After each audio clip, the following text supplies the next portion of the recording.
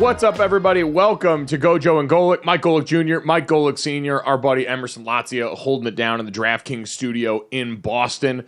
We got a great show for everybody today. As always, make sure you download, subscribe us, rate, review us, leave us a 5-star rating, and check us out live Monday through Friday right here from 8 to 10 a.m. Eastern on the DraftKings Network, our YouTube channel, Samsung TV Plus, Roku, all those great places, in addition to wherever you hear VSiN on the radio from noon to 1 p.m. Eastern.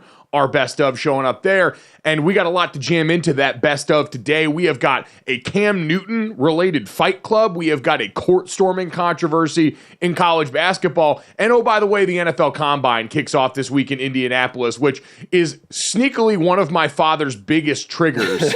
Before we get into the NBA action from last night, every year around this time, I have this real tough battle going on inside me, Emerson, because I love the Combine. I love the show that it's become because I never had to go and do it. I wasn't invited to the Combine. It wasn't something I had to take part of, and all my friends who did said it was awful, said the experience is just basically one big farm that's designed to test you physically, mentally, emotionally, and everything involved in there. But my father, who did attend the Combine and has covered it for a lot longer, Dad, you have had a tortured relationship with this event for as long as I've known you. Yeah, I mean, listen, I like the Combine too. I just don't like how much people put on the Combine. I love watching these guys run around and they get invited. I mean, listen, they're doing exactly what they need to do. For people to understand, for right when your season ends until the Combine, if you get invited, you do not train for football. That's the amazing thing about this. You don't train for football. You train for these Combine events that those that have made the Combine feel are going to show the best measurables on what you can do at the next level. Of course, combined with your tape and the interviews and things like that. You're right. I went to mine. Mine was at Arizona State my senior year, but I had shoulder surgery right before it. So I just kind of went there and talked with teams, and the doctors twisted my shoulder all around. I didn't get to participate in any of the events.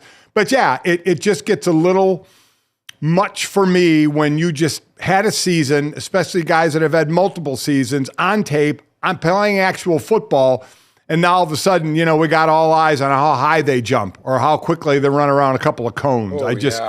Well, and God forbid a quarterback in shorts and a T-shirt roll left and throw a long ball. I mean, my God, he's the top of the first round. Whoa. So, Save some stuff for pro day there, big fella. Save some stuff for pro day there. You don't want to uncork all the good ones get to pro day. You get out to the shorts and T-shirts back in your very controlled environment on campus with your very specific script and all your wide receivers that you're comfortable with. Hit them with the good stuff. Dude, when you get there. Watching dudes bench press, yes, sign me up. Talking about the size of dudes' hands because size matters, yes, sign me up. One of my favorite weeks in the entire NFL calendar. Listen, again, I'm with you. And amazingly enough, we do the bench press when, in all honesty, it's the incline that really is the power move for the football field. The way your body is and your arms are out. You do more of the incline than the bench. It's better for you. Yeah. But we do the bench. As my dad always said, and maybe my dad, I'm starting to think he said this because I was never very good at the bench. That could be it. I think the most I ever did was a little over, maybe about 430 or something like that when I was with the Oilers when I was young before, a lot of the, any more of the shoulder surgery started. But as my dad said, he said, the last I checked, you can't bring the bench out onto the 50-yard line and use it to help you play. They're instruments in play, I get it, but I just feel, Mike, and you know this, I feel there is just too much.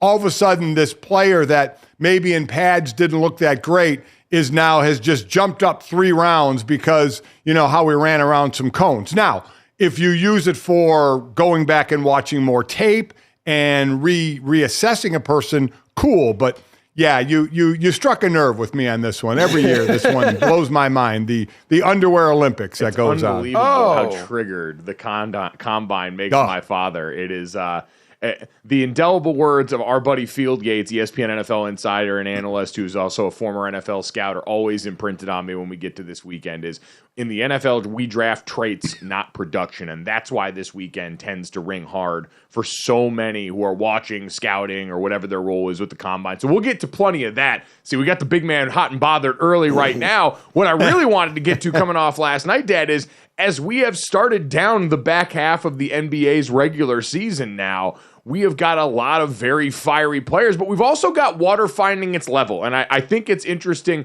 as we get to this stretch of the year. We talk about all the time during the NBA's regular season, how long it is, the player motivations, how teams are structuring it, who cares about the regular season at this point. And I think now as we get here, you're starting to see some of the more veteran teams, some of the teams that are more built for deep postseason runs have been a part of that recently, starting to dial it in, including the defending world champion Denver Nuggets, Dad, who last night dropped the Golden State Warriors and now notched their 7th win in a row against the Warriors, 10th in their last 11, and Dad, are starting to look a little bit more like the champs again. I think for a lot of people, seeing the Nuggets hanging around the 4-5 spot for a lot of this season after they'd been perennial 1 seeds in the last few years, maybe had them doubting, all right, is there that same fire there? They had to change some of the bench parts, but now all of a sudden, Nikola Jokic, who goes out there and puts up yet another triple-double, his 3rd straight last night, is starting to once again, I think, remind people, hey, I'm the best player on the planet still,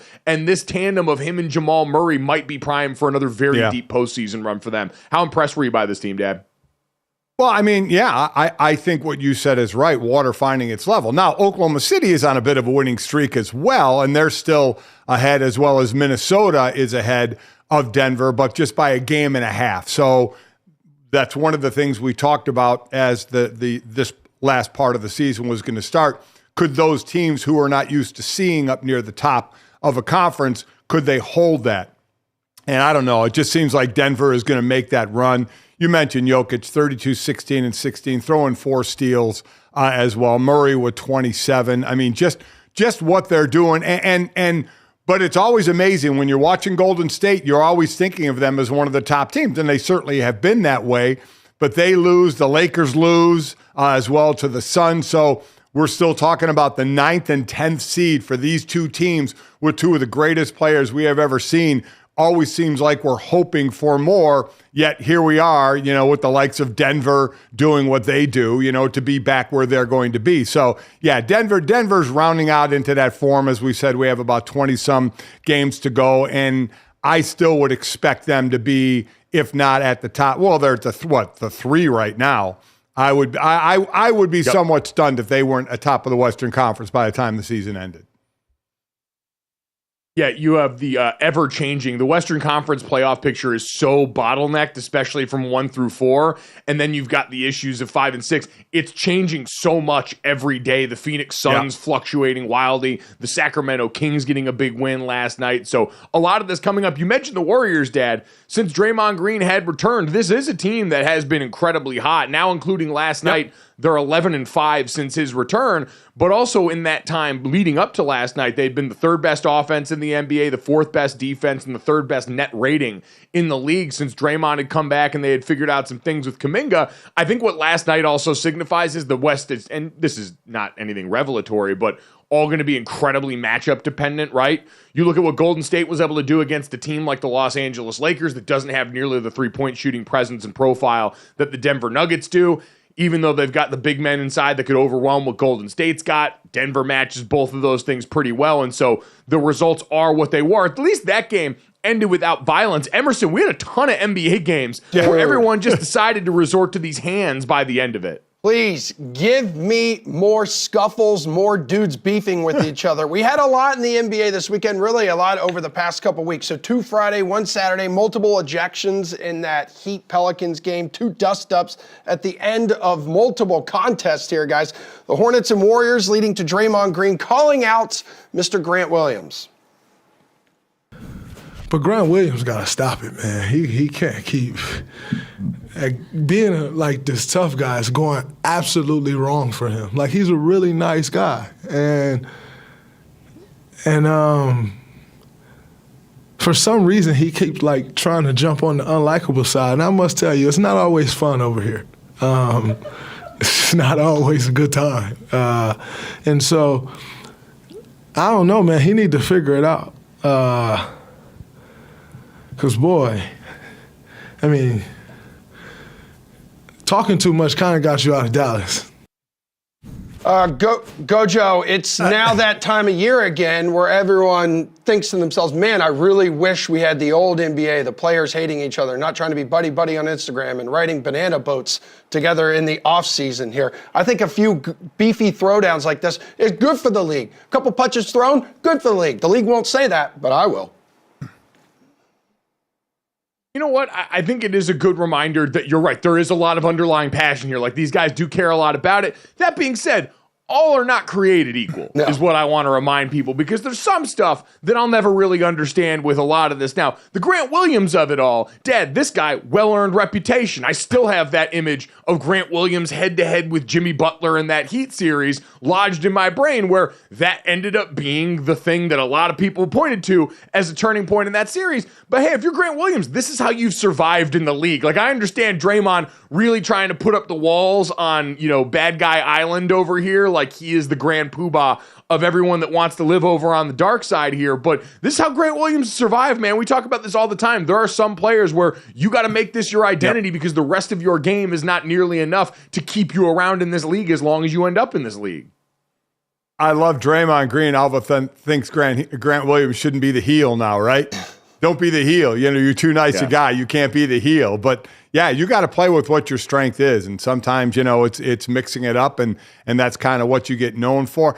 And I get what Emerson's saying about, wanting the people to battle a little bit. Unfortunately, Warriors and Hornets doesn't, really bring about, oh my God, here's that rivalry. These guys hate each other. They're going to really mix it up in this one. I think one issue is too here, guys. It's like rivalries now are like between players. They're not necessarily between teams anymore, like they were back when guys were throwing each other down and getting in flat out brawls, like in the 90s and 80s and all that stuff. Yeah, I heard Bomani Jones and Dominique Fox were talking about this on the right time the other day, about how the NBA has really always, in the modern era, pushed more towards marketing players than teams. And so a lot of it does create just what you talked about there, is we tend to follow those rivalries between players wherever they're going, because we know players can have such an effect on the teams in this sport more so than most. Well, yeah, it's players now because there's a lot more player movement, right? Than what Emerson mentioned, in the 80s and 90s, guys were on the same team. And it was like when I was playing in most of my years in the 80s, we didn't hit free agency until my last year in 93. So a lot of teams were just the same. So when we played Dallas, in my 6-7 years in Philly, played them 12, 14 times. You're playing against the same guys over and over and over again. You develop something there. You develop, an animosity, a hatred, whatever it is during those 60 minutes. But when players start changing all over the place, like they started to do in football and certainly started to do in basketball, I think it makes the team rivalries a little bit different. We keep trying to hang on to a Pittsburgh-Baltimore, kind of thing, kind of rivalry there. But when you get changing players, it's kind of tough to go team by team. It's true. They just want to form I think football, it's a little bit easier, and they do a little bit better job of it there, just because there's, I don't know, it's a helmet sport. I think in its foundation, it's so much different from basketball in that way, where basketball has been this big personality-driven, face-forward sport with a lot of their stars, and where one player can so impact the team's outcome. Yeah, that's true for football, too, to an extent, especially with quarterbacks, but I do feel like this shows up a lot more for the NBA. So we did have Warriors-Hornets fight last night, which I'm like, the Warriors-Hornets fight, what we saw, end of game politics where someone's mad at someone else for putting a shot up at the end of the game. Never really understand. Always seems kind of lame.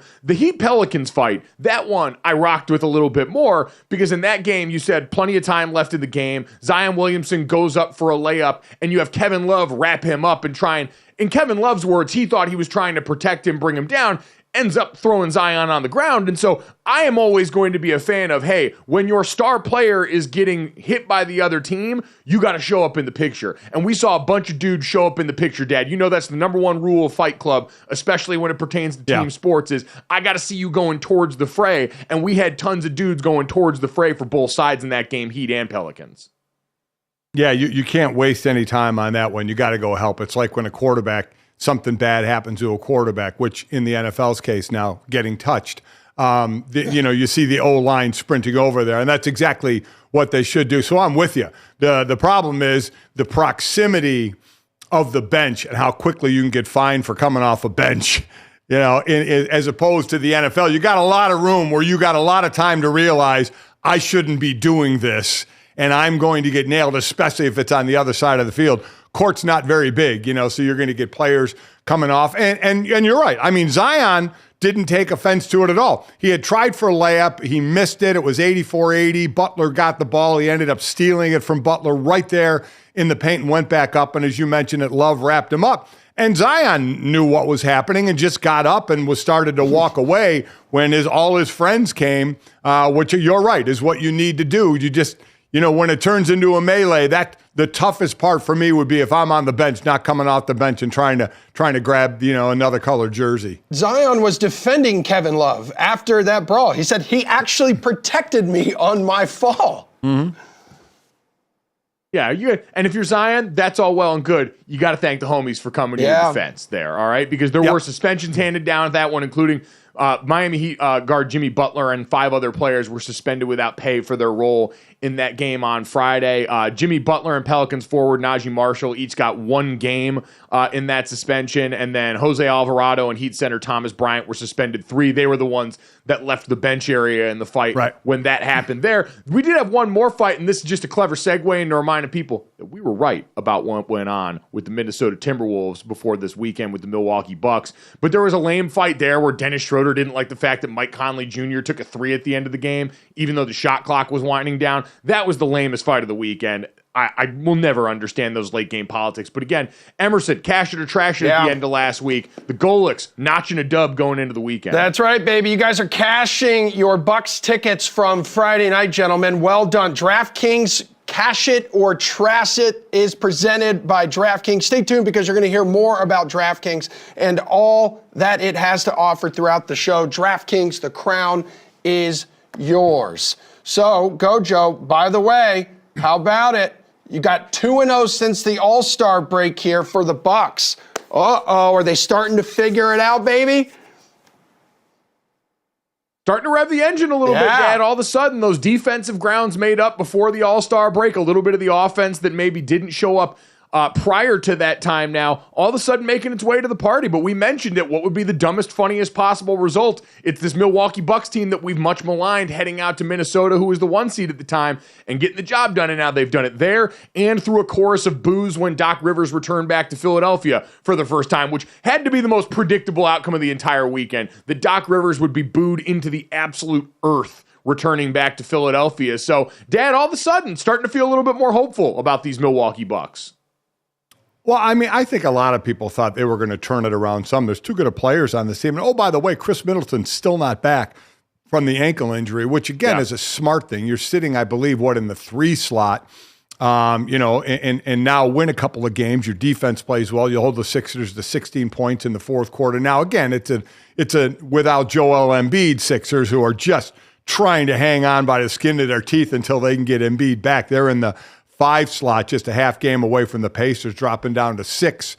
And a game and a half from being outside the automatic 6 right now. So we need to see where they're going to end up by the time Embiid comes back. But it's not shocking to me that Milwaukee's going to make this run, because I think we would think the same thing like we said about Minnesota and Oklahoma City. Can Cleveland hold that spot in the number 2 slot? We know Boston. We know how good they are. But can Cleveland hold that, or is Milwaukee going to find their way just a game away from taking over Cleveland at the number 2 slot?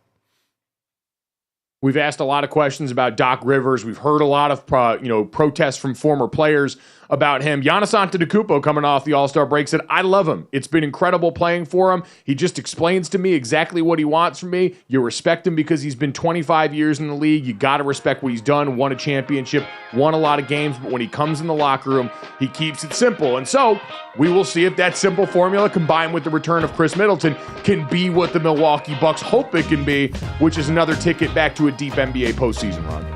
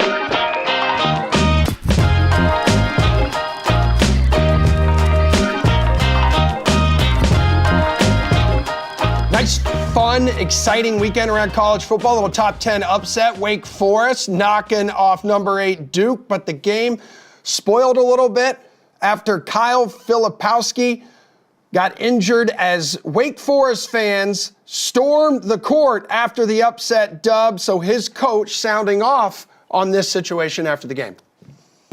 Disappointed we lost. But look, for me, I'm more concerned about the well-being of our guys. You know, Flip sprains his ankle. When are we going to ban court storming?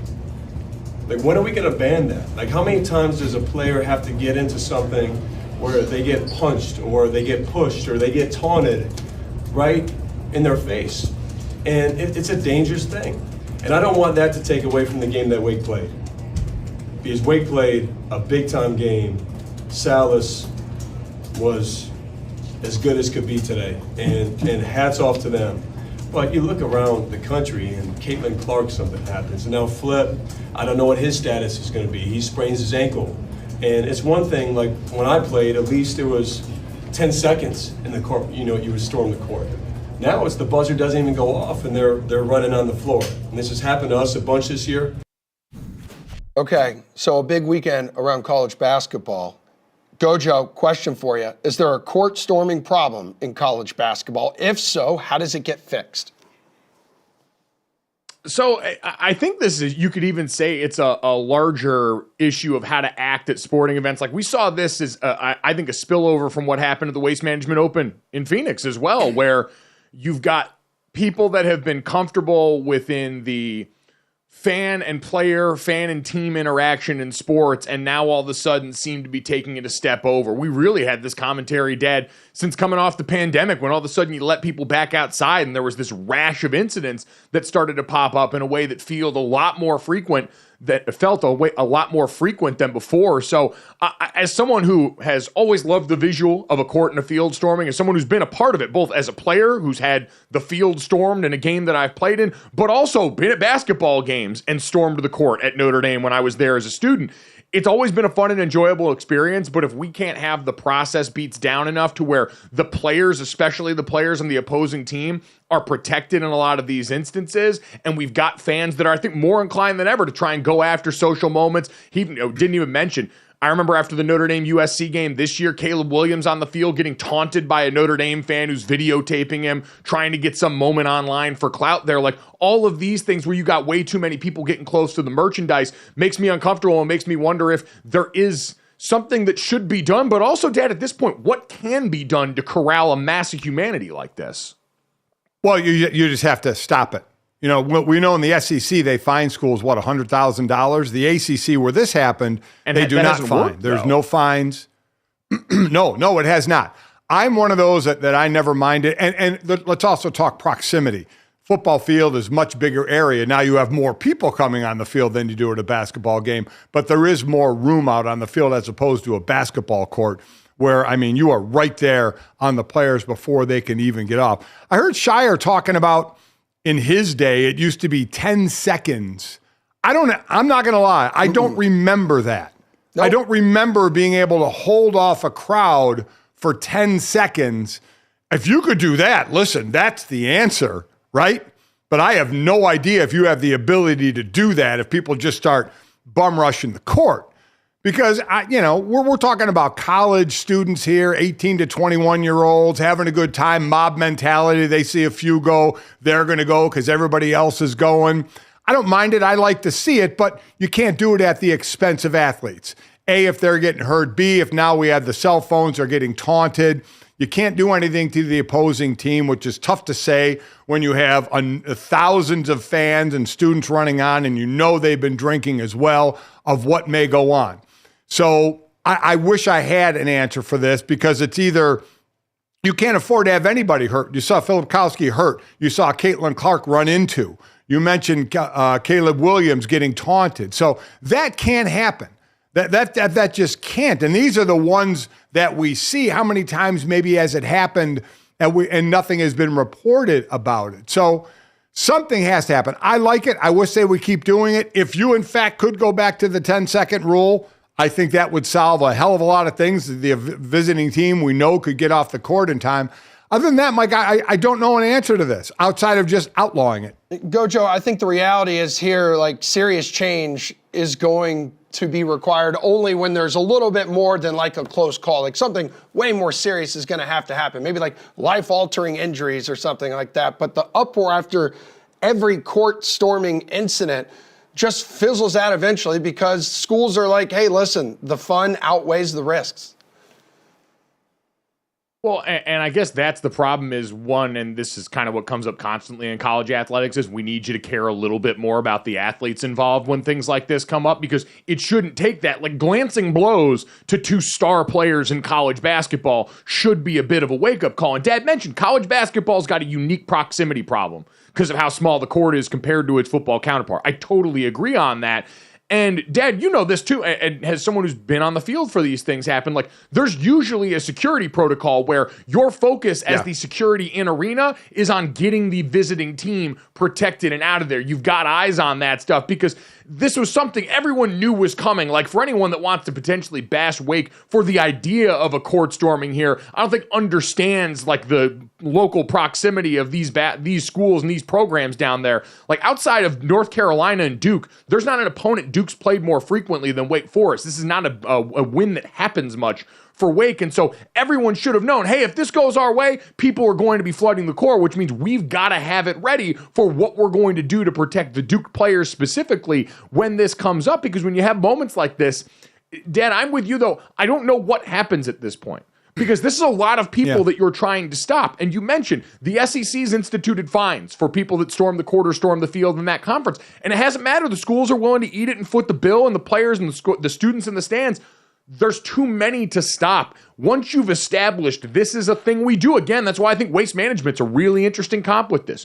Once you've established this is what we do here, this is the kind of fun you can have here, people come to see that as a right of theirs. Oh, if I'm here, I get to storm the court if a good thing happens.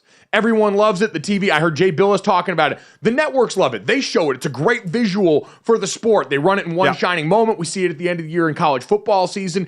It's a huge part of the sell of the atmosphere of the sport, which is uniquely college. And so I wonder how you even put the toothpaste back in the tube at this point, like what you can do to stop that group of people from going out here and doing what they want to do. So it's to me, it's one of 3 things, right? And I'd imagine there's a variation of, or probably more. I'm just thinking right off the top of my head. You either stop it, say it's not happening anymore, outlaw it. I have to see again, delay it. Can you delay it 10 seconds? So the visiting team can, because you're right. You know situations where it's going to happen, at the end. So can you delay it enough to get the visiting team off? Or third, something like that's going to happen. You have to have security sprint on the court to the players that are on the court, the visiting players that are on the court, and shield them and usher them off the court while the court is being stormed. Because while fans, may run into players or taunt players, if there's a security person around that player, they may not do anything. So I'm just trying to think out loud. Those are 3 of the options. I don't think we want the option where there's no more court storming. I knew I could get it out. So what's the alternative to protecting the student athletes? Which no court storming is worth it if players are going to get hurt. I was going to say, I think that's, and ultimately this is always where my pro player bias is going to come in. It's like if people have displayed they can't handle this and they can't not go out there and mess with the merchandise, then you get the fun thing taken away. Like that's unfortunately the reality here is the players are always going to be the most important part of this. I don't care. As much fun as I had doing it, like I was a literal court stormer. And if you told me, yeah, listen, we got to protect the people out there, you kind of understand and get it. The people that have been trying to blame Flip and all of this, showing him shoving the student, like, yeah, because they're in his area. You came out. This is like going out into nature and then underbidding what. This is like the people that go to Yellowstone and play with the buffalo and then act surprised when all of a sudden they see a grandma get flipped 30 feet in the air. If you're out there amongst them, guess what's going to happen? You might get shoved if you're in a place that you're not supposed to be, and that underscores the entire risk and element of this entire conversation.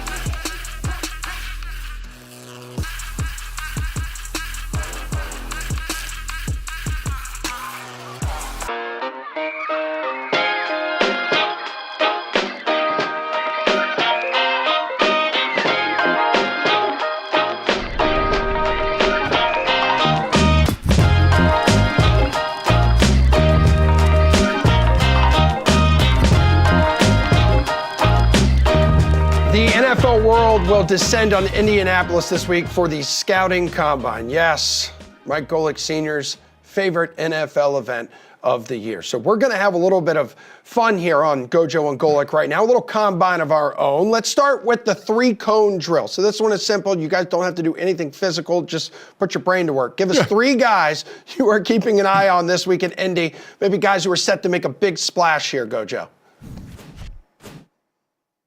Yep, as we get going here, Dad, and just a little housekeeping for the schedule of events, you'll have D linemen and linebackers first up on Thursday, DBs and tight ends Friday. Saturday, we get the money that everyone's looking for, quarterbacks, wide receivers, and running backs. And then Sunday, we finish off with the beef, the offensive line, getting after it. And they're going to go through all these drills, Dad, that, as you mentioned, at these big box facilities all over the country, they're training guys for instead of actually having them do football stuff. And the 3-cone, one of the more complicated ones, but thankfully for us, it's pretty easy, Dad. 3 guys going into this week that you think have a chance to blow up the combine, the 3 guys that you're most excited about checking out this week, because everyone's going to focus on the quarterbacks, Dad, who's throwing and who's not. At this point, Caleb Williams and Jaden Daniels not going to go out there and throw for scouts at the combine, but you're going to see Bo Nix, J.J. McCarthy, and Michael Penix Jr. all have elected to go and throw for drills there, which is certainly going to draw interest from a lot of people. But is there anyone else, Dad, that you're most excited to see in this bunch? Yeah.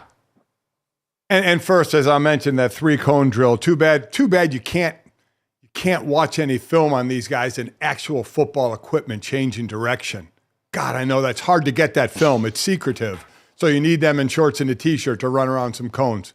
Good stuff. All right. And listen, let me reiterate, I do not blame the players in any of this. They're just training for what the league has set up here. So for me, first-round guys are first-round guys, right? We kind of know most of who they're going to be. So who's the guys that can maybe jump up, maybe use the combine, and as I've talked about, not for that specific drill to move you up, but to say, hey, let me go watch some more tape on this guy. Let me start first with Jalen Wright, a running back from Tennessee, had his first 1,000-yard season last year. He's 5'11", 200 pounds. So he kind of came onto the scene with that first 1,000 season, caught over 20 passes as well. But the question on him is his speed. So everybody is going to look at the 40-yard dash. So what big box is he working out at? How are they working on a stance, which doesn't resemble a football stance at all, and a stance he'll never get into again in his football life when he runs this 40.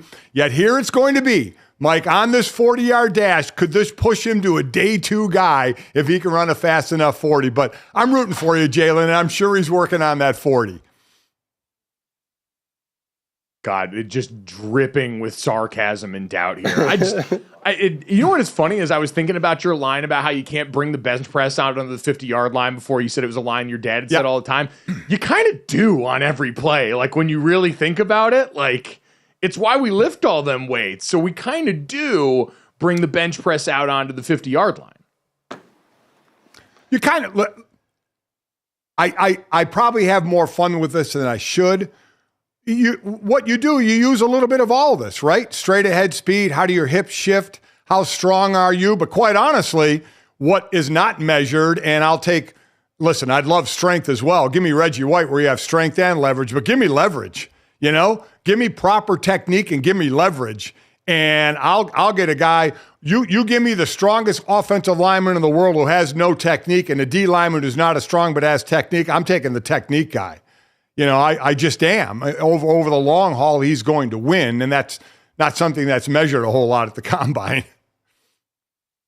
I'm sure there's someone poking and prodding in the back as the medicals get underway that's going to see just how bendy these guys are to get in that position. I'll take the low-hanging fruit on this one, Dad. J.J. McCarthy is going to be a fascinating conversation all week in the combine. Yes. And I think this is less any one physical drill, although I do think seeing J.J. McCarthy throwing consistently next to Michael Penix Jr., Bo Nix, guys who were in a lot more pass-heavy offenses than what we saw from Michigan during the entirety of their national championship season, I do think this is one of those spots, and you hear scouts talk about it all the time, just seeing these guys go out there and throw one right after another. And we know how these quarterback drills work, where quarterback will go out there, he'll throw for a handful of plays, the next guy will run in and be the guy throwing for these receivers. And so seeing what it looks like with J.J. McCarthy next to a lot of these guys a little bit more consistently, I think is going to be important, as much as it is hey, what do the interviews sound like? What do you get from this guy from the neck up? And what is the explanation going to be? Because I'm sure he's going to be asked, hey, if we're supposed to take you in the first round, why weren't there more instances when you were at Michigan where you were the one called upon in big moments to go and throw them through games?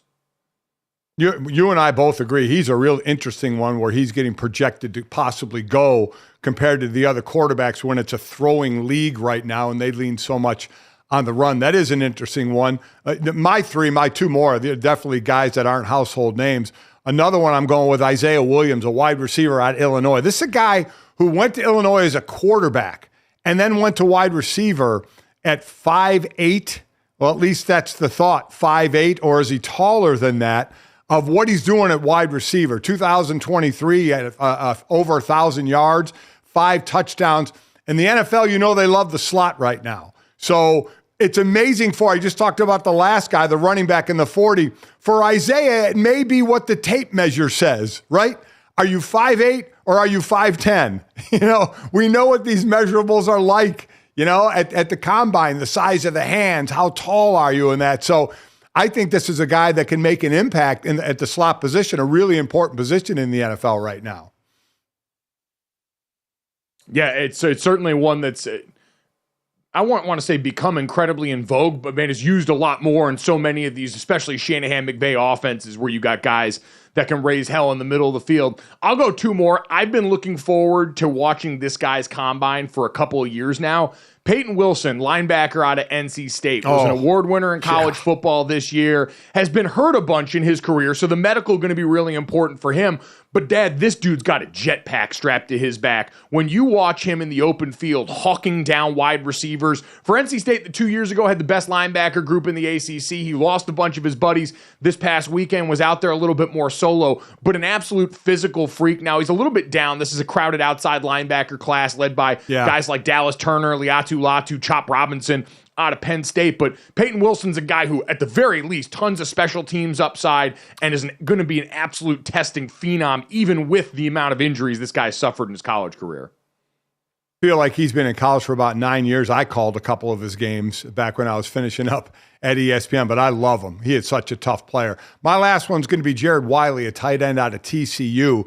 He transferred over to TCU, was all Big 12 first team this past year, and then won the Player of the Week award, a tight end, for the Senior Bowl. He's 6'6", about 253. Some are making a little comparison to Sam Laporta, and we saw between Laporta and Dalton what rookie tight ends, Michael Mayer later in the season, can do in this league and the effect they can have in this league. He'll work on his blocking, but he's a big guy, 6'6", good hands that can run the seam really well. So I wonder how much, this combine can help this guy, his look that he has, and him catching the ball down the middle of the field. Yeah, he was a monster. During TCU's run to the national title a year ago, was an integral part of their red zone offense. Big time dude there. So no doubt about that one there. Dad, the last one I'll go with just to get some beef on the board. This is a crowded offensive tackle class. We've talked about it at the top between guys like Joe Alt coming out of Notre Dame and Olu Fashanu out of Penn State. But I look at Kingsley Suamataia out of BYU.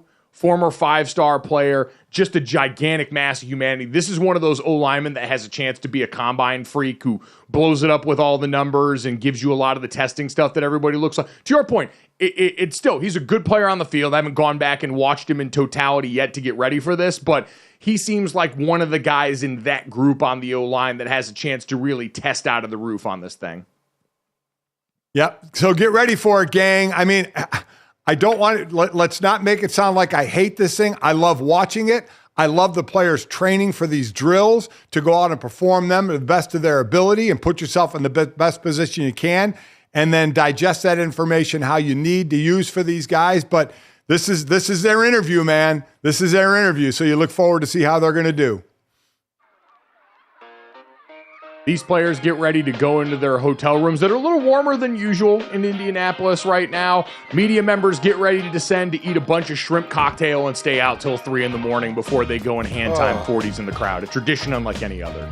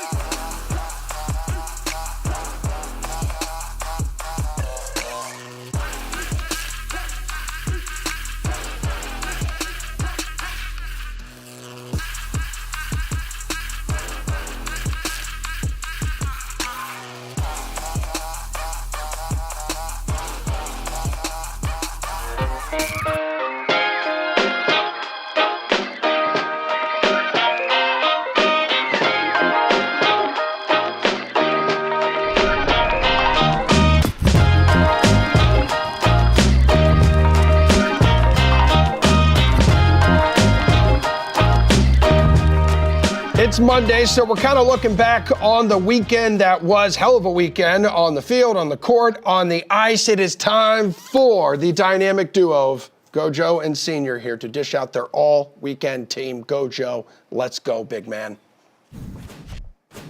Yes, we got second team and first team all weekend coming up here, Dad, and I am going to use this opportunity to start things off with my second team all weekend pick and spread some more lacrosse propaganda. I will also put my hand up and say congratulations to the Georgetown Hoyas and Kevin Warren for going on the road this weekend to South Bend, Indiana, and knocking off the number one ranked Notre Dame men's lacrosse team in overtime. An incredible win for that program, a well-coached effort by Kevin Warren, who's a great dude, diehard Jets fan, and one of the best dressers in college lacrosse. Got a lot of love for the fit that he showed up with to topple Notre Dame and South Bend. But I'll go a different route, Dad, and give this one to Pat Spencer. Now, Pat Spencer got a little bit of burn at the end of the Warriors' loss to the Nuggets over this weekend. He is a former Northwestern basketball player for one season, but is better known by many as the former Tewaaraton winner at Loyola as a men's college lacrosse player. He was a 4-year All-American at Loyola. He's the NCAA record holder for career assists, and he owns the all-time Patriot lead record with 380 points. Dad, this guy was, before we've got currently Brennan O'Neill at Duke, who is this box office LeBron James of college lacrosse, physical profile through the roof. That was Pat Spencer at Loyola. He was one of the players I would use to sell the sport because he had this athleticism that transcended the game, so much so that he used his fifth year to go play basketball at Northwestern, and then after that had actually been playing for the Warriors G League team in the NBA before signing a two-way contract going into this last weekend, and now finally seeing a little bit of time on the court. So just an unbelievable two-sport athlete and a guy making his way from the lacrosse field to the NBA court, and one of the more unlikely stories of the year. That's what an incredible athlete to be able to do that, right? At the high levels of that. That is absolutely amazing. Very, very impressive. My second team is going to go to who will continue to be the coach of the Golden State Warriors, one Steve Kerr. There was wondering, his deal was up after this year, and what kind of changes eventually are going to be made to this team in Golden State between the luxury tax and salaries. They paid, $300 million and $400 million in the last couple of years, and word is they want to cut down on that. Well, they now gave Steve Kerr $17.5 million for the next 2 years. I believe it is Greg Popovich still makes more annually, but Popovich has the title of president as well as coach. So just as a coach, Kerr is the highest paid now at $17.5 million for 2 more years. Not lost upon anybody the fact that Steph Curry's deal is 2 more years as well. So those two look like they'll be together, but what will the rest be? Will Clay still be there, who had a monster first quarter last night, and then first 17 in the first quarter, 23 and a half, and Draymond Green, that core we're talking about, will they be there for a couple of more years? But we know Kerr will and Steph will. So good on Golden State for doing that for Steve Kerr, who has done nothing but, win 4 titles there, win the most, head coach is the most wins in a season in the 2015 season. And I love how ironic that is. The record he broke was from the Bulls in the mid-'90s, of which he was a player on that team. So he held the record for most wins in the season as a player as part of the Bulls, and now broke that as a coach of the team that did that with Golden State. So kudos to him. Yeah, Steve Kerr being in the class picture for so many of the most important teams in the last 30, 40 years of NBA history is pretty incredible. He's another one. We talk about interesting characters in the sport all the time, and Steve Kerr, no doubt, in a lot of ways, has been one of the most interesting, outspoken, thoughtful characters in the world of sport. And you're right, Dad, it's a sign that at least part of this Golden State core is going to remain together. But Klay Thompson, who has sort of become like the $20 you find in your pants doing laundry, you can't count on it as your source of income, but it's really nice when it shows up every now and then and can make your day a little bit brighter. It's kind of where he's been for Golden State. Draymond Green seems to be enjoying a bit of a renaissance since coming back from his suspension. So we'll wait and see on that, but that's a team that's still going to factor into the postseason this year, albeit at a much lower level than we're used to. My first teamer, Dad, I'm going to go to hockey. Really cool moment in Chicago yesterday. Patrick Kane, who was the former top overall pick for the Chicago Blackhawks, was one of the guys that helped usher in an era that saw them lift the Stanley Cup 3 times, made his return to the United Center for the first time since being traded last year to the New York Rangers. He is now a part of the Detroit Red Wings. He signed there after being released this offseason, but came back, and on a night where Chris Chelios was getting his jersey retired there was a ton of fanfare. Patrick Kane himself got a really warm reception. They played a video for him after, I think, either the first period or the first time out in the game, and got this raucous ovation from the crowd. Like, we talk about former star players for franchises getting the treatment when they come back. There was no question here about it. There was nothing but love in the house for Patrick Kane, so much so that in the waning moments of this game, where Patrick Kane Showtime himself notches the game-winning goal for the Red Wings against the Blackhawks, Dad, you even saw a few people in the crowd in Blackhawks jerseys kind of cheering because they understood what an insanely cool moment this had to be for Kane. All the emotions of going back to the place where you made your entire NHL life, where his jersey's eventually going to be retired, where he's going to be considered, as Chelios said, the greatest American-born hockey player to ever play in this league by some people's estimation. To have that moment there is just peak sports theater. Yeah, it really is. When you're in a situation like that, you never know what the moment is going to lead to, help lead that team in, 10, 13, and 15 to win the Stanley Cup. But you come back and you don't know how it's going to go, and then you get a game winner on a breakaway in overtime. I mean, could it end any better for you, given that scenario? So very cool for him. Great moment for him, and what that Blackhawk team was during that era and just how good that they were. My first team is going to be NFL players. Mike, the salary cap had a record increase this year for the players. So we're all for the players getting as much money as they can. Well, when free agency starts, it's the biggest pool ever that the players will get to dip into with team spending. It went over a 13.5% increase over last year's cap, which was, I believe, $224. It went up to $255 million. Went up over $30 million. And when everybody was trying to figure out what the cap was going to be, they were figuring it was going to be 240, 244 in that area. So it was basically another $15 million over the top of that, which again, there has to be percentages. There's a floor and a ceiling here that has to go to players. So players are going to make out on this. Players are going to we're going to see some amounts out there and go, wow, should that player get that? And I'm going to be like, hell yeah, they should get that because the money's there. And you know why the money is there? Because of the TV deals. The new TV deal happened in 2021 and got through the pandemic. And they said it right around this year was when they thought the effects of it would hit. And that is exactly what's happening. You know, the cap from, I think, 13 to 20 went up about 10 or 12 million a year. Then it went down during the pandemic, obviously. And now it's at a record high, and it does not look like it's going to stop anytime soon. Remember, Roger Goodell, this is a sport that makes $15 billion in revenue. His goal is for it to make $25 billion. And I know people listening are like, my God, how much money do they need? I'm keeping the blinders here. It's professional sports. It's if the owners are going to make their billions, I want the players to make as many millions as they can. And their price tags all just got pushed up a little bit because of the salary cap. Yeah, you mentioned some of this is deferred payments from COVID money they set aside during that time in the war chest that's now getting influx back into this.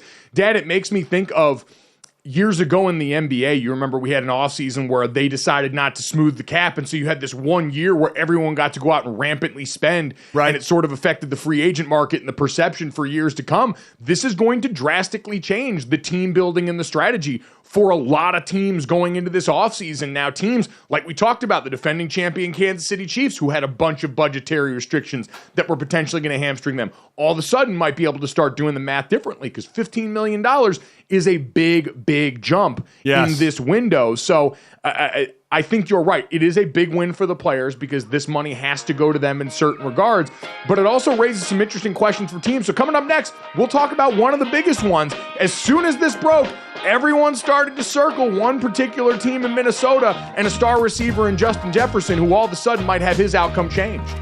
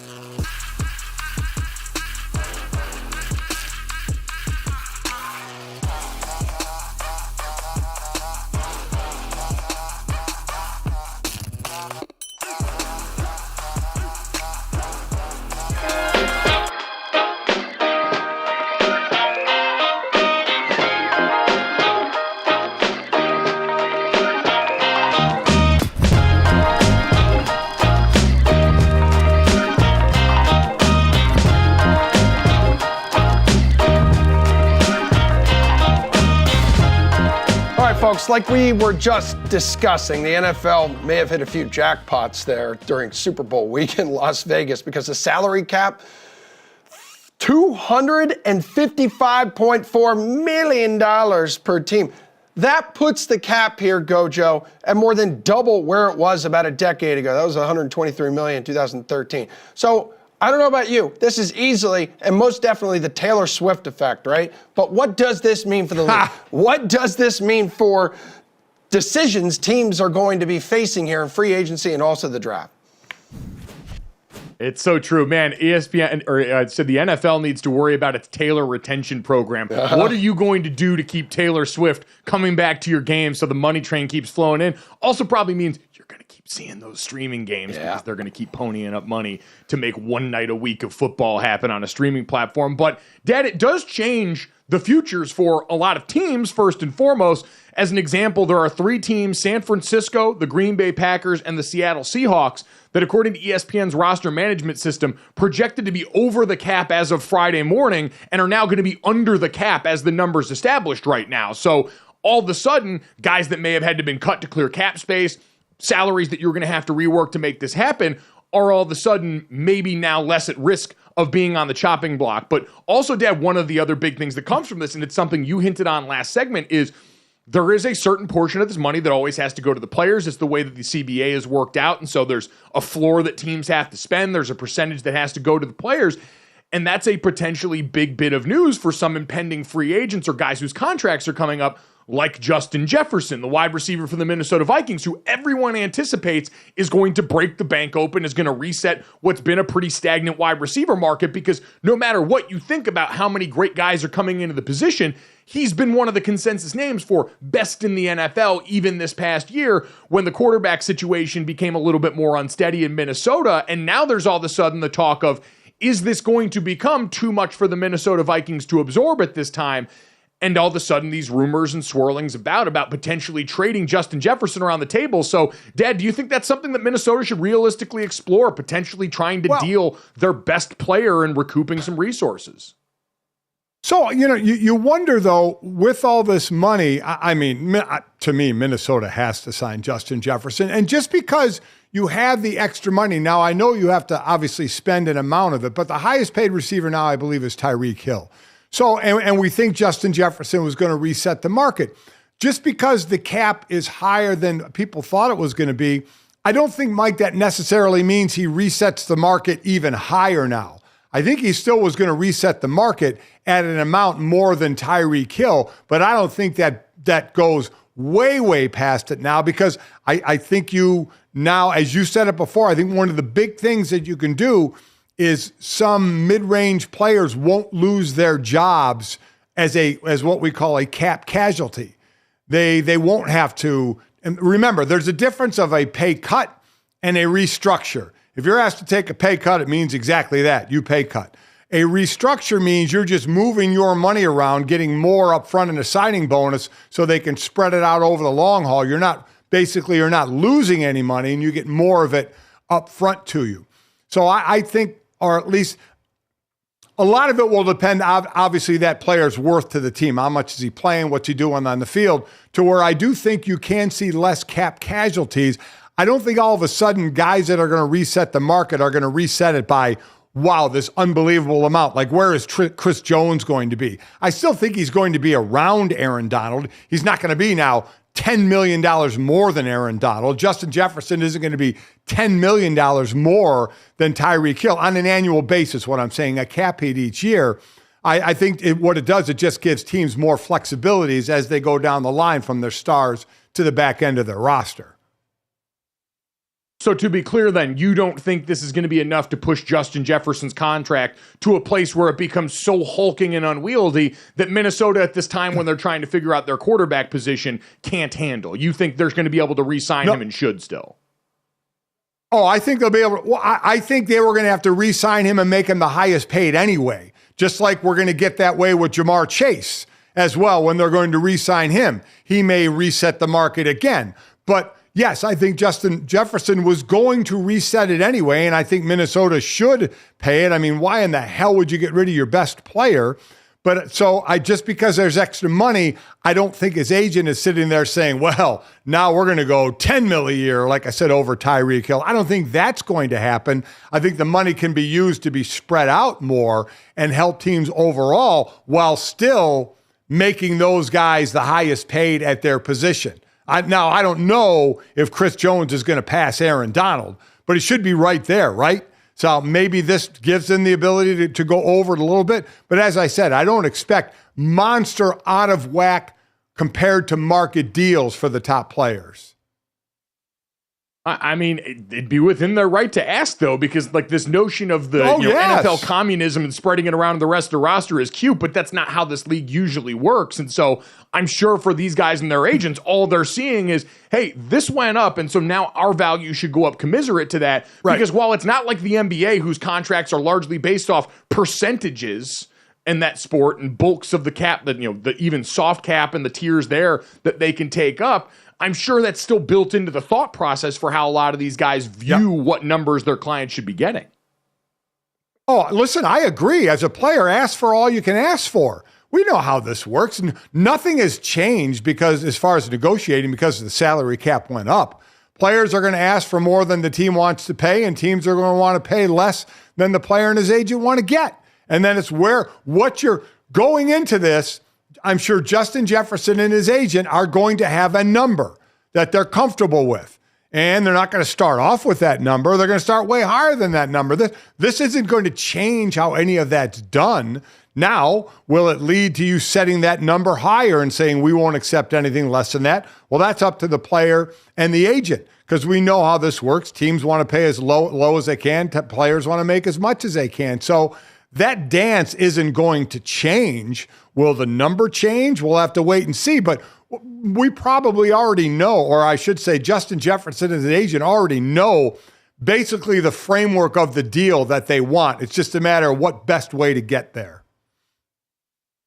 Yeah, I think ultimately I agree. I think Justin Jefferson could and should end up back in Minnesota. I don't think you can let a player of this caliber walk, even in a league that's inundated by quality wide receiver talent. The guy caught for over 1,000 yards with 4 different quarterbacks last year when Minnesota was flailing at that position, even dealing with injury the way he did during the season as well. To still be as productive as he's been, I just think it's so important to whoever you're going to bring in at quarterback next, whether it's going to be re-signing Kirk Cousins or what have you, which when we talked to Justin at the Super Bowl, that was what he said he wanted. He said, hey, I don't want to have to go out and start resetting my clock and resetting all my preferences with a quarterback when we've got so much great time under task with me and Kirk Cousins as a veteran. But if you were going to bring someone else in or start to, get a young player ready to go for the future, having a receiver of his caliber on that team is going to be massively important to their bottom line overall. So I'm with you for that in Minnesota. Honestly, the entire conversation of leaking this out seems like it's probably something that comes from the team side,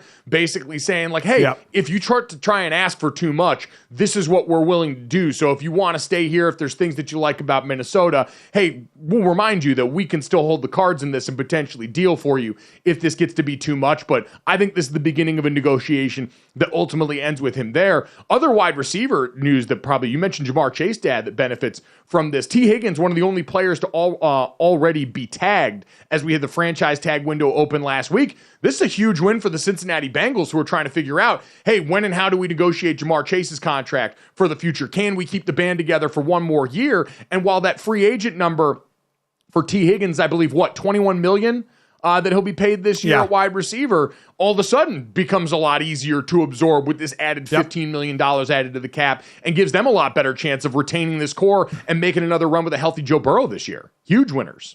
I agree. And we've talked about this with Kansas City.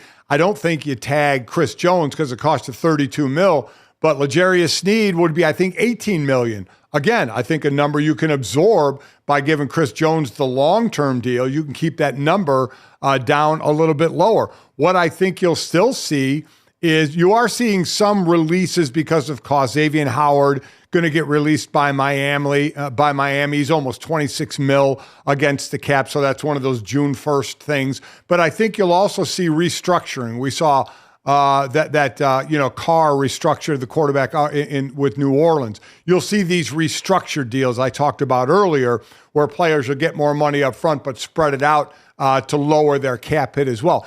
I don't I don't think it's not going to change business as usual in the NFL, but there's no doubt eyes lit up a little more from the player side of it saying, okay, there's more of the pie out there for us, and the NFL has to cut, as we've talked about, because there is a floor over an average of years. They have to cut a certain piece of that pie for the players. So players at the end of the day making out on this. Now, exactly what players we'll have to wait and see, but certainly more beneficial to them as we'll start seeing more and more players tagged now that we have this official number out there. I think this becomes one of the most interesting team-building off seasons in a while when you've got a jump of this magnitude in 1 year that allows all of these great financial planners who just found money. You found $15 million of money trying to figure out how you're going to build your team next year. And this is for bad teams, too, like the Patriots and Commanders that were expected to have a ton of cap space already that now have even more as they try and reset the foundation of their franchise.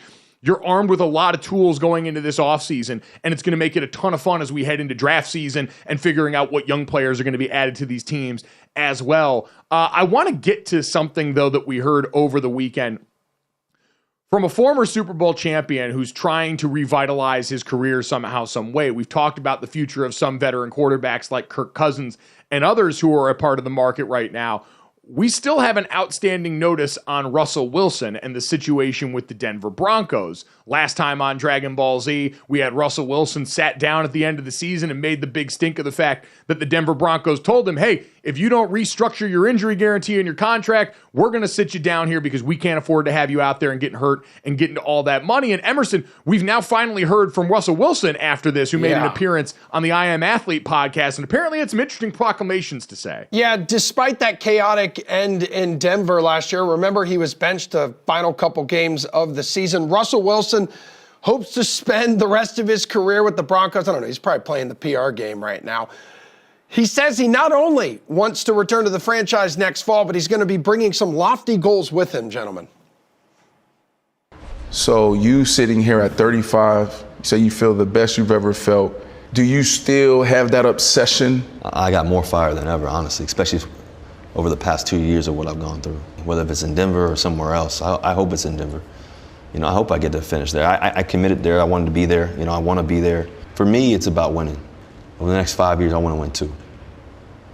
I want to feel the chill of that trophy again.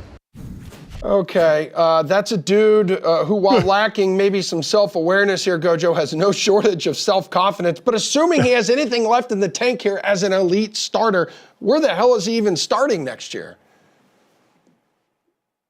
Yeah, I think that's why I sighed deeply when I saw this quote. Not because, to your point, Emerson, Russell Wilson shouldn't have this as a goal. He's one of the high-end competitors in the NFL. He's a guy who's lifted that trophy and knows what it takes. All respect due for a guy that I think is still a future Hall of Famer at some point based on most of the early half of his career. But, Dad, he keeps setting himself up to get roasted saying stuff like this. Like, when is this guy going to learn? And maybe it's a no publicity is bad publicity thing, but the first thing I thought when I heard this was, man, this is going to be thrown back in his face many times, many ways, if it is anything other than him firmly at the helm of a starting job heading into this fall. What'd you think?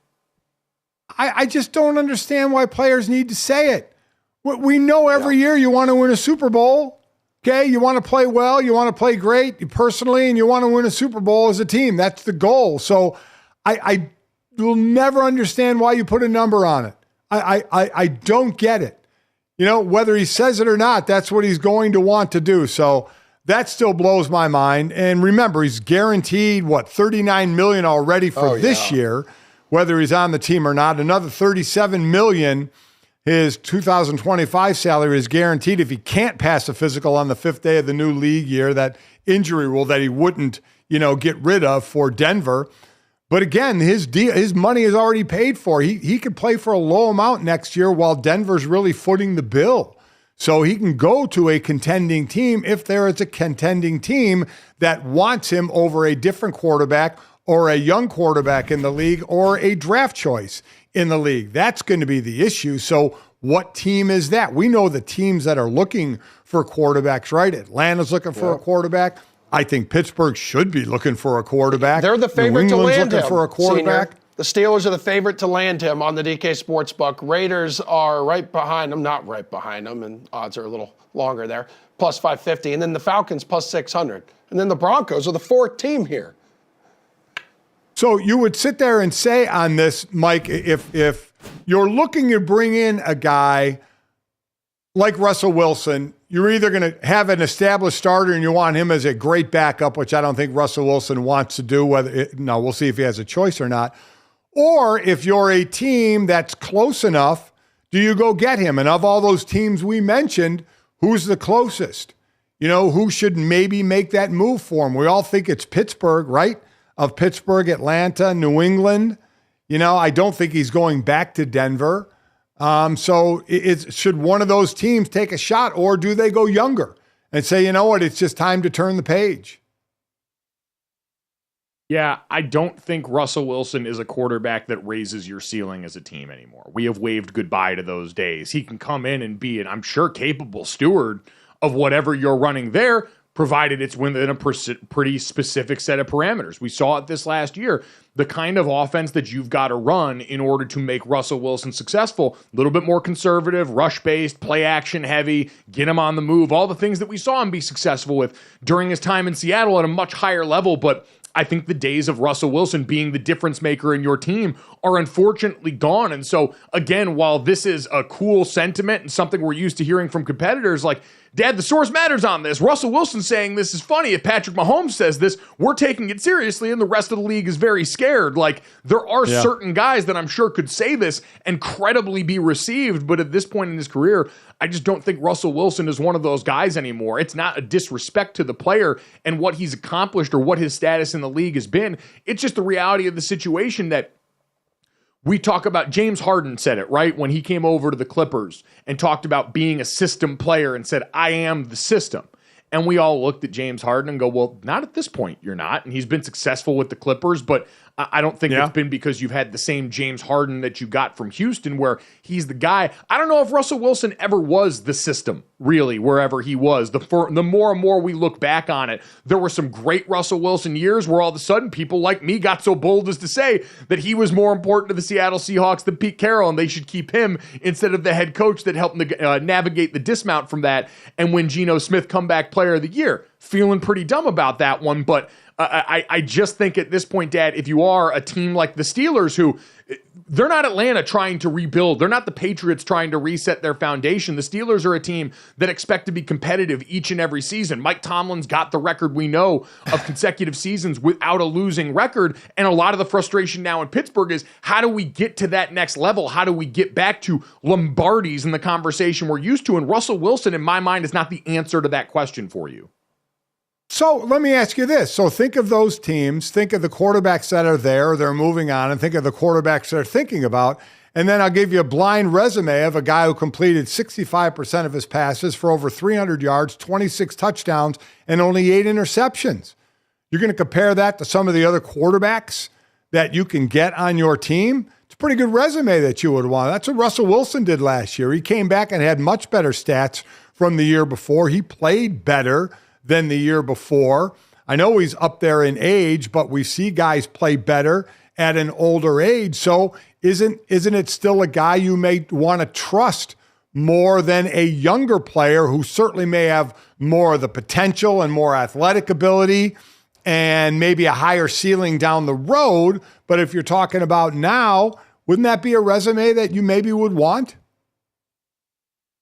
Well, yeah, I get it. But again, the context of that to me matters. And watching those games last year, yes, Russell Wilson played better. And I spent a lion's share of this past season. We got episodes of this show where I came out and said Russell Wilson wasn't the problem for the Denver Broncos when some things were going wrong for that team.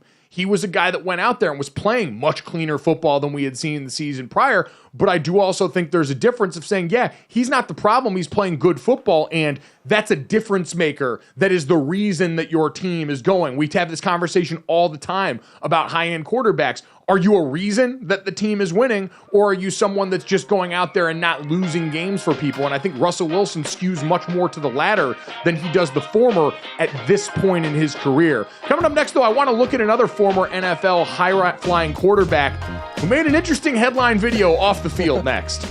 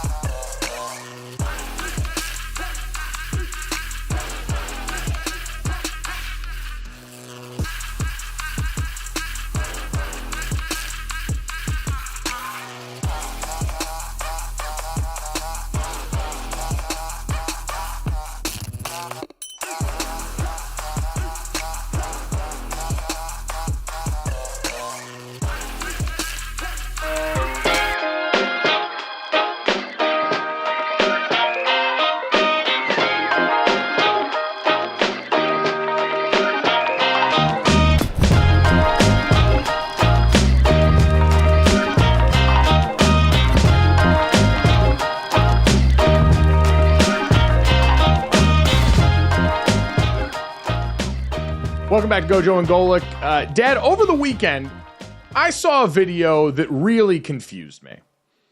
Now, we just got back not too long ago from Las Vegas, where we were covering the Super Bowl. Great to see everyone from DKN there and got to see plenty of athletes and celebrities around there. But one of the most impactful celebrity sightings I had during the week was watching Cam Newton walk his big ass through Radio Row. And I say that because when he walked by, it was a good reminder that there have been very few, if any, quarterbacks in the history of the NFL put together the way that Cam Newton is. Hell, very few athletes in general, even at this age, this far removed from his playing career. Cam Newton walking through Radio Row was one of the most staggering physical presences I have ever seen. That is a full-blown tractor trailer that just happened to be an MVP caliber quarterback in the NFL for about a decade. And with that in mind, the video that I saw from this weekend and everyone else saw of Cam Newton at a 7-on-7 tournament in Atlanta where he's from, being assaulted by a group of men who I reportedly sound like coaches with other 7-on-7 teams that used to work with Cam Newton's C1N organization, a youth sports organization that sponsored a 7-on-7 team at the tournament. Cam Newton fending off 3 to 4 adults looking to take him down effortlessly, as if this man didn't almost singularly lift Auburn to a national championship and then go about running quarterback power in the NFL for over a decade, was going to be compromised by these mere mortals. Dad, this is F around and find out to the highest order. These guys giving their all, and Cam Newton just little boy shoving people to the ground while he's wrapped up by somebody else and refuses to be taken down is such a reminder that his better is so much better than so many people's better. It makes me wonder what the thought process was of anybody else who was getting involved there. And by the way, his hat never came off. I mean, that's impressive. That's just a well-fitted hat. Not once. And a man who just wasn't really bothered by the fight. As you said, he was just kind of flinging people off, never got taken down, and then security came in and broke it up. So basically, you mentioned about 1,500 players at this tournament, big 7-on-7 tournament. The one team, Top Shelf, beat Cam's team. He founded Team C1N. It was a heated game, whole lot of trash talk between the two. They were 18 and under teams here. And it turns out some of the coaches for Top Shelf used to coach with, as you mentioned, with Cam Newton, so they knew him. And these were the ones that supposedly got in the altercation after. Everybody was tossed, including Cam, from this tournament. The tournament, We Ball Sports, who were running this, obviously apologized for the whole thing, said, but we can't have any of this here. It's just a shame. You get a great guy, because we know how big 7-on-7 tournaments are now and what they mean for quarterbacks and receivers around the country and scouting and everything. And what a great showcase. There were 15 and under teams, 18 and under teams. So a great showcase for players, and just marred by it because it just gets so competitive and obviously trash talking out there. And you know that's going to be out there, but it just boiled over. And yeah, you're just not used to seeing a man that big being attacked by guys that much smaller than him and him just tossing them around. But again, I'll say, never lost his hat. Yeah. So, wow. A true gentleman. That should be a great, great sign for the hat company there of delivering a hat that's well fitted on your head. GoJo, I've seen this question thrown out by people on Twitter. Would you rather fight a Cam Newton-sized hat or 100 hat-sized Cam Newtons? Ooh, probably the hat-sized Cam Newtons. Okay. Like, once you remove that, the whole cell with Cam is the staggering size. Yeah. So a hat of that caliber would be absolutely terrifying. I think for his hat, too, part of what helps it stay on is usually he's got the hats cut so that his dreads can go through it. Yep. So you got a little bit of added grip strength with that involved in the process. I just can't, like, in addition to being an idiot enough to attack a guy that big who's gonna whoop your ass. Like, I understand, like, I've seen Bomani Jones talking about where Cam Newton is from and the propensity of people from that area to be able to hold court and hold their own in a battle of fisticuffs there. I can't comment on that because I don't know that area like that, but I think him and Pac-Man Jones from the same area, and we saw that fight with Pac-Man from the airport not too long ago where he got it done and didn't even have to drop his Popeyes at any point during that altercation. In addition to going after someone Cam Newton's size and that being a losing proposition in my mind and a reminder of, like we always talk about NBA tall, how different it is when you see it in person, NFL big. When you see some of these dudes in person and realize what kind of mass you're dealing with, it should be a losing proposition for you. Dad, I'm also a little surprised because this is in Atlanta. This is where Cam Newton's from. This is a guy that's respected both as an NFL player, but also from that area. And for someone, it is sad to try him like this in an environment like this where there are young people watching and the kind of example this sets. When you've got the adults that are supposed to be here leading them at this 7-on-7 tournament, all of a sudden trying to fight a former NFL quarterback and just the sign of the times that we're kind of in right now. It is a sign of the times. Listen, it even was when your brother Jake, who played basketball, played some AAU basketball. You see how crazy those things get, the fights in those things, how heated they get, how competitive it is. It's just, and the coaches are right in it, as well. It's just where we are in the competition for an athletic scholarship, which means even more today. Because an athletic scholarship usually means it's going to mean NIL money as well. So there's even more than just a scholarship riding on some of these events for some of these players and the coaches who coach these players and then get the reputation of I coach players that are getting Division I deals, scholarships and big NIL deals, and it just keeps the machine rolling. Speaking of the machine and NIL deals, great segue into what we saw play out over the weekend in court as a judge has ruled in favor of a pair of attorneys generals from Tennessee and Virginia in lawsuits filed by those attorney generals to create a temporary injunction that is a major blow to the NCAA. A federal judge temporarily blocked the NCAA from enforcing its prohibitions against recruits signing deals from booster groups. Basically, we had seen Tennessee and Virginia both come under fire for some name, image, and likeness practices. Most recently, Tennessee involved in this, where you weren't allowed to use NIL money from these collectives to entice recruits to come to your organization. They could sign deals once they got to campus, but you couldn't use it as the thing to lure them there, even though we know everybody is doing that. And these courts basically looked at the NCAA and said, listen, guys, this seems an awful lot like it's going to be the kind of stuff that God, what's the term I'm blanking on right now? I'll figure it out here eventually. But, Dad, this is basically a huge block and a huge blow to the NCAA's last remaining bits of power. Takes the teeth, right now, at least temporarily, off them trying to go out and enforce any of the things they wanted to do right now. Right now, if you're a school, you could technically get away with going out here in this window and using NIL to entice recruits. The reason that won't happen is this is just a temporary injunction, and if it goes away and things weren't to go their way, the NCAA could try and retroactively punish you, but it's just another reminder. The courts are not on their side here, and if they keep bringing these battles up publicly, they're going to keep losing them to elected officials that see the win for their base.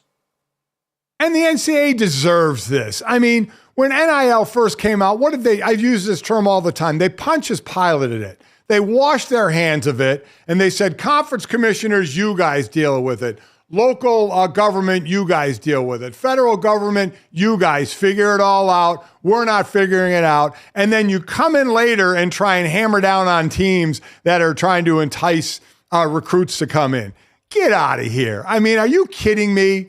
You know, you just run from this whole thing and then try and, you know what you do? You know what there's the scrum going on. You're on the outside of the scrum and you see someone who's not looking and you just sucker punch them, but you stay on the outside. That's what the NCAA is. You know, this cowardly group that says we want nothing to do with this, and now all of a sudden, oh, yeah, now we're going to do something. They're just trying to do that little slap and then run from the fight. I mean, they deserve every loss that they're getting until they get some competency in it. Antitrust was the word I was looking through before, where this is constantly the thing the NCAA is fighting, right? This boogeyman of enough antitrust things brought up to their table to crack the foundation of amateurism that's the entire sham that they've built up over all this, and not having to admit that these guys are athletes. And every court coming back to them saying the same thing. Hey, the way you want to treat these guys and the restriction you want to put on these players seems an awful lot like antitrust stuff that you've been trying to avoid this entire time. So this ruling, while it's not the death blow now, it's going to be a much more drawn out process than that, because that's how court works, is another good reminder that the NCAA is continuing to lose its grip on even the little bits of punishment it was trying to dole out, and that there's no reason for your school to ever cooperate or listen to them, because eventually when this gets brought to enough outside eyes, they're all going to look at this situation for exactly what it is, FUBAR.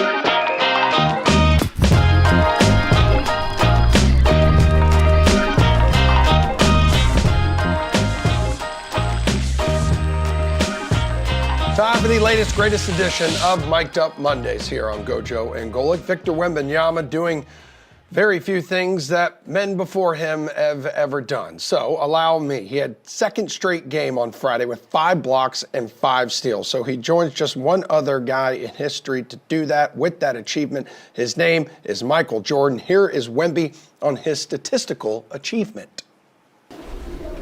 I wonder if he did it in wins, not losses, but it's, to me, it's secondary. Hopefully, in the future we can look back and think this is a good performance, but it's as of today, I can't be satisfied with a loss.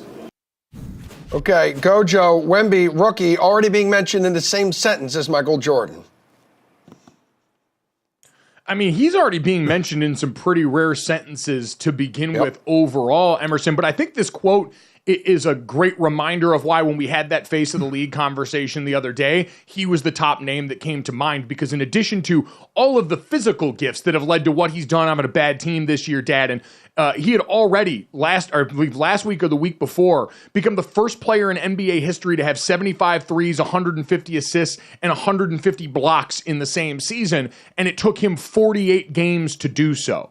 Like, his physical profile is going to allow him to do so many things, especially as a defender, that most people just don't do. But that mentality that we heard in that clip is something that we've heard over and over again from him, from people that he's encountered along the way, about just how much he wants to learn and just how focused he is on the kind of team success that's not only been synonymous with an organization like the Spurs, but with all-time great players. And so seeing this trajectory and hearing it reinforced consistently, I don't know, man, it makes me pretty hopeful for this world where so many of the stars I grew up watching are aging out. Yeah, listen, he's a must-see TV guy, right? I mean, just from the physical size he is to what he's doing on the court. I don't know what the hell that shot was the other night when he just kind of spun around and it was off the glass and went in. It was just a wild shot. But is there a point, Mike, where you just go, okay, but what does it mean? He's fun to watch. When can they build this team up? This team has 11 wins. I mean, the team is a horrible team right now. You know, we're used to the big men in San Antonio winning titles with, David Robinson and Tim Duncan and what was built around those guys with Popovich. Can that be done again? Does Pop have enough time to Pop's, oldest coach out there, and what he's been doing? Is he going to be around long enough? Where does this team go next from that standpoint? How do they build this team to be one of the better teams? Because right now you have a great individual, which is cool, and it's fun to see all the stats and wild to play against when you even have other NBA players kind of looking at him going, what the hell is this? But, then it's like, okay, put him aside. He was fun to watch. Now let's watch the real teams play in the NBA. Well, yeah, but I think that's the fun part is he's saying the same thing you are, which is none of this matters right now. And having that mentality from your best player is a great foundational piece to start that with. It's different than when Tim Duncan came in. We know the circumstances that allowed them to get him alongside David Robinson and how a momentary setback for that team turned into the rebirth of a second portion of that dynasty or something resembling it, versus the team Wemby came in on just being flat out bad for a while and Pop and them having to navigate the change coming off of the remnants of Tim Duncan and Kawhi Leonard and the rest of those guys. So I think this is a great sign for the league, something everyone should be excited about, and not the only bit of sound on Wemby that we have here in Mic'd Up Monday. Emerson, what do you got? No, so one of those guys aging out, as you have referenced multiple times, Gojo, is LeBron James. So he took some time to show love for Wemby after the Lakers knocked off the Spurs on Friday night. He doesn't have a ceiling. He doesn't have a ceiling, so he can do whatever he wants to do with his career. He seems like he enjoys the game. He seems like he puts the work just from the outside looking in. Obviously, I'm not with him on a day-to-day basis, but I said it a long time ago how special he was, and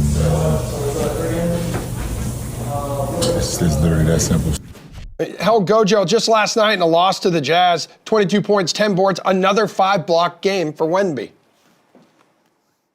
It is cool to think, too, in this day and age, when we talk about all this stuff, how many guys he's also going to have that are going to be great matchups for him. We've talked about the NBA being dominated by stretch fives like Wemby, who are big guys who can ball handle, who can do all these things. Hell, even young guys. Look at Chet Holmgren and what he's done, Dad. You want to talk about an impact young player, especially an impact big, being on a team that's actually accomplishing right now. Chet Holmgren walked into a pretty damn good situation in Oklahoma City now and became the first rookie in NBA history. And I know we can dispute rookie because he was around there last year and the way the NBA does this, but go with me on this. Became the first rookie in NBA history to total 150 blocks and 100 plus made threes in a season.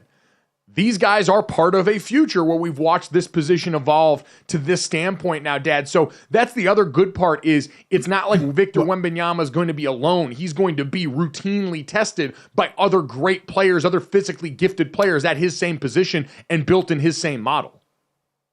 Well, that's what we want, right? We want the battles. Who are the battles going to be, in the future when they go head to head? What are they going to be? And listen, Wemby, I do love what he's saying about it's about winning and it's about the team, but that's not under his control. I guess that's why I ask, how is that team going to build? Are you going to trade for big time players? Will you get free agents that want to come over to that team? How are your draft picks going to develop to make you a viable team like Oklahoma City is now? So you're looking at Oklahoma City at 2 and San Antonio at 3, fighting for the top spot in the West with the two big men battling. I mean, that's what we want to see, right? We love to see the big men battle, but what's the only thing better than seeing two big men battle? Two big men battle on great teams that are vying for a championship. So that's hopefully going to come down the line, but right now it's just a unicorn in Wemby and playing, and love to watching him play and seeing what battles he has and hearing one of the all-time greats in LeBron saying there is no ceiling for this guy. Yeah, your kind of mouth is watering with the appetite of what can possibly be with him in this team. We mentioned face of the league a couple of times. I want to get to this last bit of Mic'd Up Monday sound, Emerson, from Draymond Green coming off the All-Star weekend, where a lot of guys did get asked about who they thought was up next. And I thought Draymond had some interesting commentary on Anthony Edwards and his role in this entire situation. But to see guys like Anthony Edwards, who a lot of people are hailing as the next face of the league, like blatantly say, we don't care, we don't want to play, we don't want to be there. To me, that was a bit disheartening, because it's one thing if Steph Curry don't want to be there. It's one thing if LeBron James doesn't want to be there. It's one thing if even Luka, who, sits on the fence of what I'm about to say, but it's been there 5 times. I just don't understand why you wouldn't want that. And so to play defense backwards, to shoot left-handed threes, I thought that was a little outlandish. I thought it was a little crazy. And like I said, a little disheartening, just because of who he is, who we all think he is going to be to this league. And a part of being the face of the NBA, and I keep seeing so many people talk about being the face in the NBA. A part of being the face in the NBA is also being a steward of the game. As the face of the NBA, you're kind of in direct partnership with the NBA to continue to move this thing forward. It's an interesting way to frame it, Dad, and I don't think he's necessarily wrong. It's also a good reminder that not everybody wants to be the guy at the helm of that mantle. And while Anthony Edwards, personality-wise, has been interesting enough to a lot of people for a long time to where that might be the hope, that's not always the case that you get with these guys. But I don't think Draymond's necessarily wrong, as Anthony Edwards was in a sea of guys who were a bit apathetic about the NBA All-Star game, probably one of the bigger mail-time efforts that we saw on some big stages. Yeah, listen, I don't think Draymond's too much wrong either on this. I do think the face of the league needs to buy in some. I'm not saying they have to buy into everything that the NBA is selling. There's always going to be some, head knocker between league and players. You don't have to buy into everything. But I liked his line that you need to be a steward of the game. And I think he's right about that. And you kind of have to earn your right to say you don't want to be somewhere. And even that said, you don't hear Steph or LeBron saying it, do you? You don't hear them saying that about All-Star Weekend. I'm sure there's plenty of those. There's 20 LeBron has been voted to that he went and he didn't want to be a part of, but that's not really how you sell it. You don't sit there and say it. You can think it, right?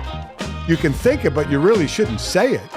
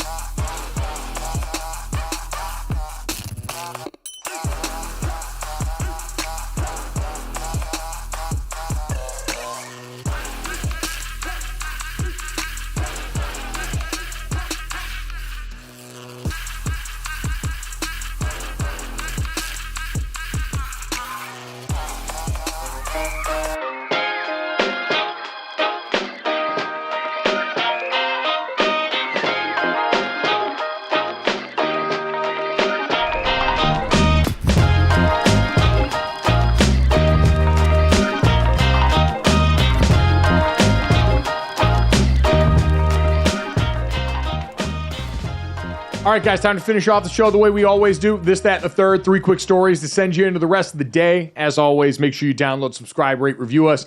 Leave us that 5-star rating and try and check us out here live when you can, 8 to 10 a.m. Eastern, Monday through Friday on DraftKings Network. You can also catch the best of GoJo and Golic on VSiN, wherever you hear their fine radio programming from noon to 1 p.m. Eastern each and every day. And if you miss us or our great guests anytime throughout the week, you can always get that wherever you get your podcast, or available as soon as we finish the show right here on the YouTube channel. And Dad, let's get to this, a celebration for one of the all-time greats in the world of sports writing, Peter King, longtime columnist, formerly at Sports Illustrated. Obviously, his column, Football Morning in America, a staple for so many people coming off the NFL weekends. Hanging up the cleats now at 66 years old. He wrote his column, his final column, for NBC Sports this morning, just saying thank you to a career that had been so good to him and so good to many. And Dad, it's always a cool moment to see, not just, through Peter King's eyes, him recollecting on so many of his famous moments in his career, but you've seen a ton of young journalists out there who are talking now about the impact that Peter's had on their careers and so many. So an incredible career. Happy trails to him. And I'm sure he's going to find something, as he said, he's looking forward to the opportunity to be bored for a little bit. And I'm fascinated to see what boredom becomes for a guy who's made so much of his career trying to look for the interesting. I don't know if there's been many others read as much as Peter King, right? I mean, what he has done through obviously his writing and then, TV and where we've gotten into media now, but for his writing and what he's done and what he's been known for, a guy I've known for years. This is 66 years old, gets to take a breath now, as he says, because he has been in it. He has been up through all the changes through media as he has gone along in this business, adapted to them all, from, just flat out writing to streaming and the things that he's done. But such a well-respected name that he always, you could agree or disagree with things that he said and or wrote, but he got the respect just because of the years he's been in it, the people he knows, the people he's talked to, and just what he's done over the number of years. He has earned that from a lot of people. Absolutely. Couldn't agree more. So congratulations, Peter, on an incredible career. Enjoy retirement and enjoy a little bit of that time off. Not having to have 10,000 words ready for every Monday morning. I'm sure going to be a nice addition to the Sunday evenings for Peter going forward. 40 straight Super Bowls. He attended 40 straight Super Bowls and says, I'm very much looking forward to attending one as a spectator now. That's ridiculous. Which I'm sure a lot of fans read that. He pointed out, he's like, I'm not complaining. This has been awesome. But there did have to be a number of fans that heard that. Like, I'd just like to go to one or see my team go to one. Maybe that's not asking too much. Emerson, let's get to that. What do we got up next? Okay, so the Clippers guys unveiling a brand new set of jerseys along with a refreshed logo here. So the logo pays homage to the team's origins in San Diego, where the name Clippers was derived from the Clipper ships in the San Diego harbor. The design blends a boat with a compass inside the letter C, with the seams of a basketball outlined at the bottom of the ship. I'm a big boat guy, love boats, so this brings me joy. What about you guys? Does this make any sense? Sounds like it does. A little bit.